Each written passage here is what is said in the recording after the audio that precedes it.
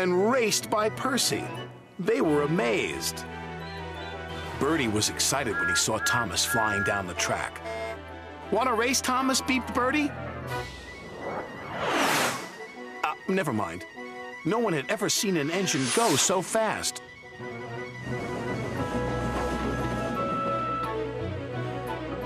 Gordon had no idea that Thomas was racing along the main line.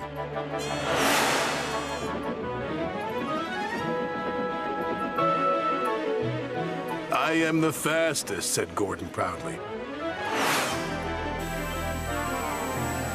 "Bye, Gordon. Bye, Gordon." Gordon could not believe what he had seen.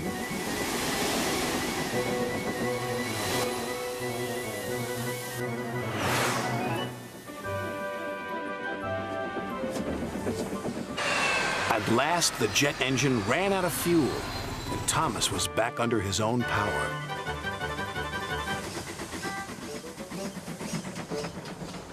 He steamed gently back into Knapford Station. "Sorry for overtaking you back there, Gordon," teased Thomas. "Overtake me? I didn't notice," Gordon huffed. "You didn't notice the fastest engine on the island of Sodor?" said Henry. "Yes, I am the fastest," puffed Thomas. Percy felt a little sorry for Gordon.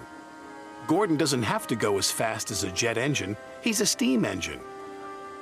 "But he's still full of hot air," whistled James, and Gordon wheeshed away.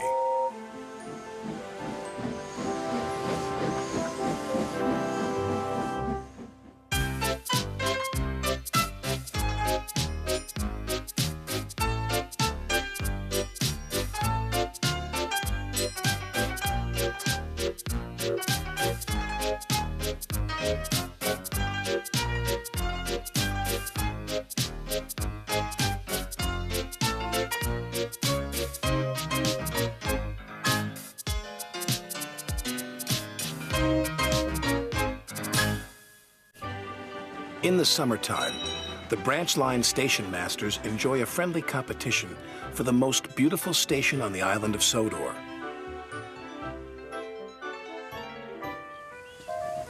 The engines love to help too.